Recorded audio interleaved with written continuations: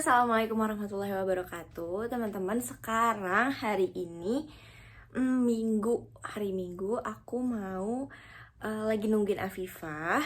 Kita tuh mau buat vlog lagi, daily vlog tentang penasaran ya. Pokoknya hari ini kita bakal seru-seruan dan perjalanannya bakal panjang banget. Jadi stay tune. Sekarang aku lagi nunggu Afifah. Ini tuh udah jamnya mati. Masuk. Pipa. Udah siap? Udah. Ayo, let's go. Udah siap-siap. Mau ke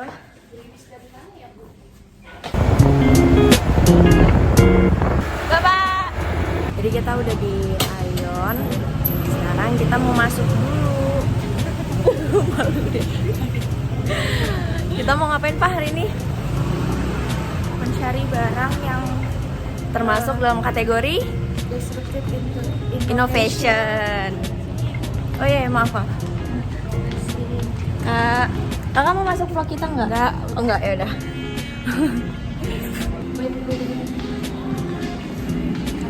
Lift termasuk nggak? Lift termasuk ini nggak? Mungkin bisa jadi ini bisa menggantikan Tangga?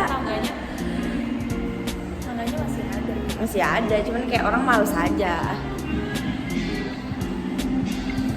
Iya, apakah e-commerce itu mempengaruhi ramai apa enggaknya satu mall?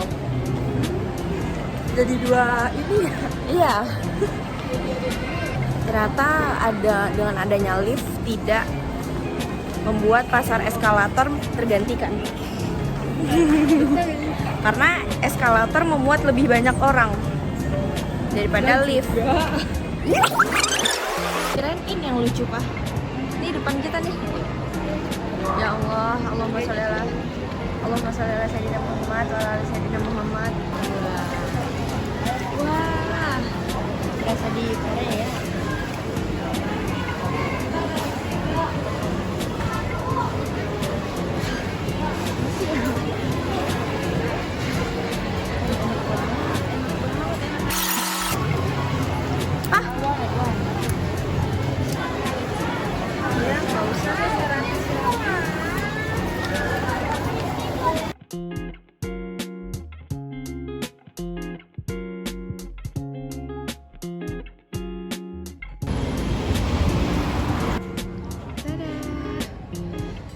Gara-gara buat tugas kita juga pengen Pak Haji.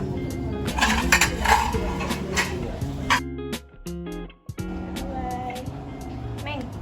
Oke teman-teman semua, kita setelah kita tadi jalan-jalan di sekitaran mall, kita ngelihat banyak teknologi baru yang menggantikan teknologi lama. Nah, tujuan kita jalan-jalan ke mall itu adalah Kita mau membahas tentang disruptive innovation. Jadi disruptive innovation itu adalah inovasi yang bisa membuat pasar baru atau dapat menggantikan pasar yang lama dengan ide bisnis yang masih fresh gitu, yang belum ada di mana-mana. Jadi mungkin kayak strategi bisnisnya yang baru atau alat-alat bisnisnya yang baru kayak gitu.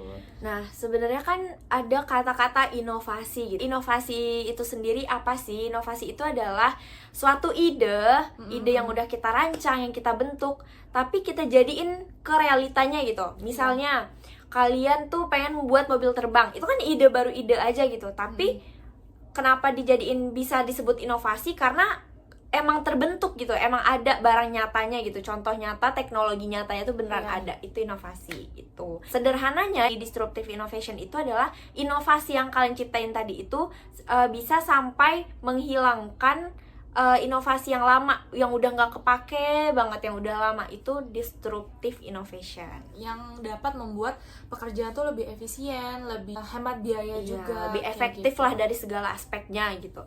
Yang paling berasa banget. Yang paling berasa banget kalau misalnya kalian zaman dulu pergi-pergi, kalau nggak tahu arah, kita pasti bakal ngeliat peta kan, bakal ngeliat peta sama pegang dulu dah, sama kita bakal baca arah mata angin atau kompas. Kalau misalnya kalian hiking atau kemah, pasti kalian butuh alat dua ini. Cuman di sekarang itu mereka ini udah ke disrupsi sama kalian udah pada tahu yang namanya Google Maps. Google Maps yang ada di HP kalian ini itu adalah inovasi dari kedua Yang awalnya ini terus jadi ke ini, Yang- sekarang udah pakai Google Maps. kayak gitu. Sekarang tuh kalau dengerin lagu, kalian gak usah sibuk buat pasang radio atau kaset CD, tau gak sih yang bulet itu? Iya. Gitu kan dulu kita tuh kayak pergi ke pasar tuh beli itu baru bisa dengerin lagu. Sekarang tuh karena pengguna smartphone di Indonesia itu per 2023 sebanyak 73 juta, banyak banget, 73 juta. Jadi orang kayak ya udah itu nggak dipakai lagi gitu.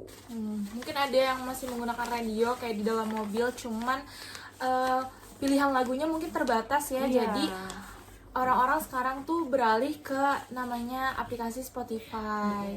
Next itu ada lagi yang terdistrupsi itu soal CD atau DVD untuk menonton film. Sekarang inovasi yang terbaru itu ada namanya aplikasi kalau misalnya nonton Netflix gitu atau Udah banyak. video. iFlix gitu-gitu. Iya. Terus contoh yang lainnya tuh kayak yang tadi kita lihat di mall ada bioskop. Teman-teman kalau misalnya tahu dulu itu kalau mau nonton layar lebar harus ada layar tancapnya gitu. Kalau mau nonton film-film itu harus nyediain layar tancap. Terus nggak berwarna kayak sekarang nggak sih? Iya. Kalau sekarang Tempatnya tuh kan dulu mungkin apa ya, kurang terbuka banget iya, ya. kurang nyaman juga. Nah, Kalau sekarang sekarang ada bioskop, udah tertutup, rapi, bersih, kayak gitu. Kualitasnya juga lebih canggih ya. kalau dalam pengaruh di bidang keuangan itu juga besar banget. Mau transfer uang, itu kita nggak perlu ke ATM. Kita bisa dari handphone yang ada yang namanya M-Banking kan ya, itu bisa mentransfer uang ke luar negeri juga bisa. Iya, bisa ke luar negeri. Terus kalau mau buka rekening baru itu juga kita nggak usah harus langsung ke banknya di cabang, itu nggak usah. Kita udah bisa buka secara online, terus kita di situ nanti ngisi data diri, alamatnya dan kartu debit atau kartu kredit itu ntar tinggal dikirim ke alamat kita gitu. Nah, itu adalah salah satu dari inovasi sebuah artificial intelligence kayak gitu. AI. Jadi pencetus dari disruptive innovation ini adalah Clayton M. Christensen. Beliau ini adalah seorang ekonom dari Harvard Business School pada tahun 1995. Dikatakannya bahwa inovasi disruptif ini bisa menjangkau semua bidang industri dari mulai teknologi, platform baru, hingga model bisnis terbaru. Kayak gitu. Tapi emang disruptive innovation ini pencetus pertama kalinya itu emang siapa tadi? Clayton Christensen. Kayaknya tuh kalau kita lihat gitu ya dari sejarah-sejarah Nabi Muhammad itu udah pernah mempraktekkan secara langsung disruptive innovation ini. Contohnya ketika itu di Madinah, pasar itu kan dikuasai oleh kaum Yahudi. Tapi mereka itu kalau mau masuk pasarnya atau kita mau jualan di pasarnya itu kita harus bayar dulu. Kalau kita mau misalnya ini di tempat A kita harus bayar lagi gitu. Tempat yang kan kalau misalnya kita di pasar ini nih yang paling banyak tempatnya dikunjungin orang gitu, itu harus bayar lagi gitu. Strategis lah ya tempatnya. Iya, tempat yang strategis gitu. Nah, Nabi Muhammad dan para sahabat tuh melihat itu gitu. Jadi itu kayaknya nggak sesuai gitu sama syariat Islam. Nah, akhirnya Nabi Muhammad itu menciptakan pasar baru. Mereka beserta sahabat juga kalau kita ini keliling buat cari gitu. Survei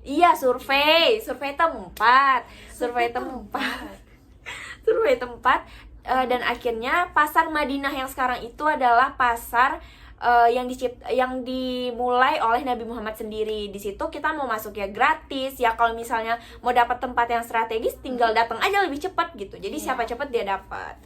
Lagi disruptive innovation ini positifnya adalah yaitu efektivitas. Kerjanya tuh lebih cepet aja gitu loh. Lebih efisien. Lebih efisien, benar. Dan disruptive innovation ini tadi kan kita baru dampak positifnya ya. Dampak negatifnya itu juga ada gitu. Itu bisa jadi meminimalisir kebutuhan SDM yang ada di suatu perusahaan tersebut atau yang ada di suatu tempat yang menawarkan jasanya gitu. Contohnya kayak misalnya itu Pak yang tadi yang di bioskop. Di bioskop kan awalnya kita kayak harus mesen ke sana gitu. Tapi kalau sekarang enggak, kita bisa mesen lewat aplikasi gitu, iTix contohnya.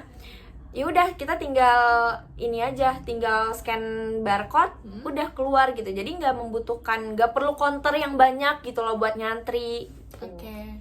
Jadi teman-teman semua, inti dari video ini adalah disruptive innovation itu bakal selalu berkembang. Contohnya kayak teknologi-teknologi baru itu, teknologi pendukung itu pasti bakal ada setiap tahunnya dan semakin canggih. Iya, mungkin yang kita lihat sekarang itu di sekitar kita mungkin udah terlihat sangat canggih, tapi kita nggak tahu 5 tahun ke depannya mungkin bakal lebih canggih. Jadi intinya adalah selalu memperkaya ilmu yang ada di dalam diri kita agar tidak terdistrupsi dengan teknologi-teknologi yang ada. Jangan mau kita tergantikan oleh mesin kayak gitu. Sekian aja dari kita berdua. Ya, terima kasih telah melihat sampai akhir. Semoga ada ilmu yang masuk ke kalian, dapat bermanfaat untuk